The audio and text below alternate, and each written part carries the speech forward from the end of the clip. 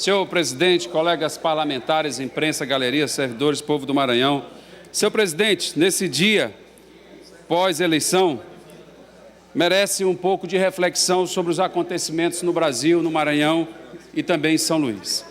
Primeiro, nós temos que reconhecer que o Brasil enfrenta uma crise de representação e ficou comprovado isso na eleição de 2016.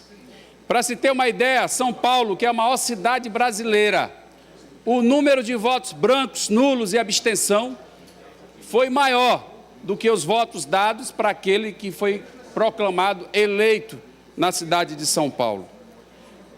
Esta reação do povo brasileiro põe em xeque todo o nosso sistema de representação.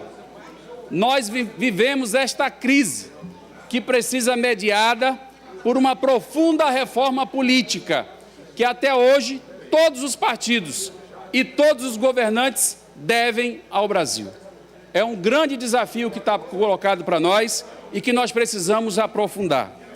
É preciso também reconhecer, em segundo lugar, que a esquerda brasileira tem que repensar a sua existência, porque o resultado da eleição foi uma derrota muito grande, uma derrota eleitoral para a esquerda brasileira como um todo.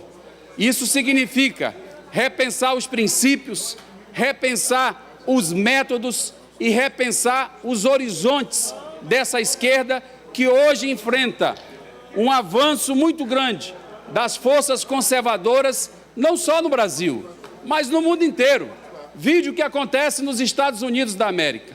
Hoje, o Trump, que é um racista declarado, pode ser eleito presidente da República nos Estados Unidos. Depois dos Estados Unidos eleger o primeiro negro presidente na sua história, agora pode eleger um racista.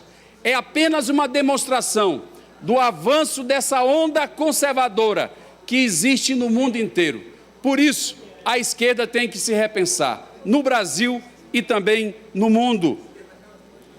Terceira observação, sobre as novas regras eleitorais.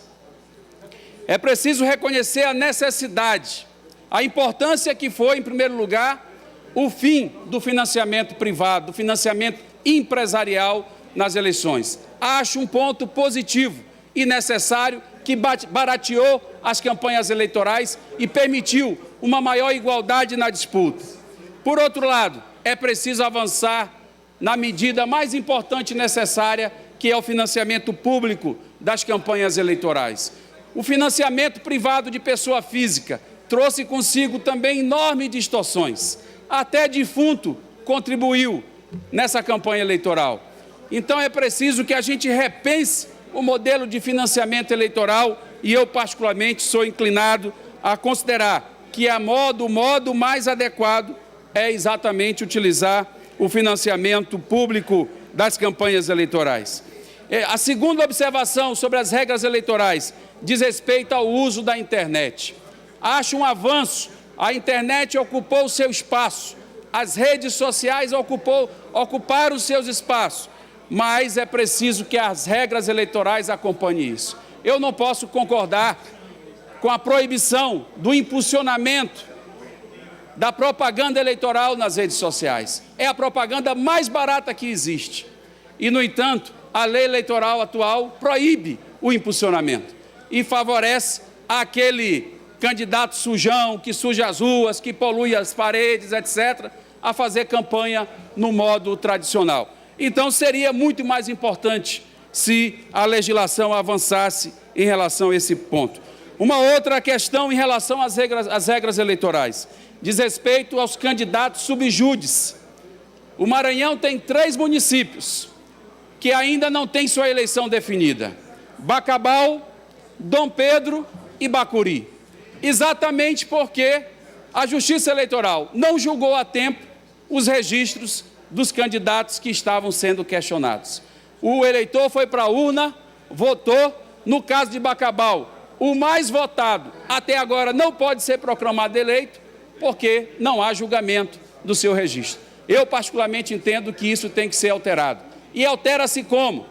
garantindo que o julgamento tenha um prazo de 30 dias no mês de julho, para que seja julgado e todo candidato, quando for concorrer, já tenha o seu registro definido.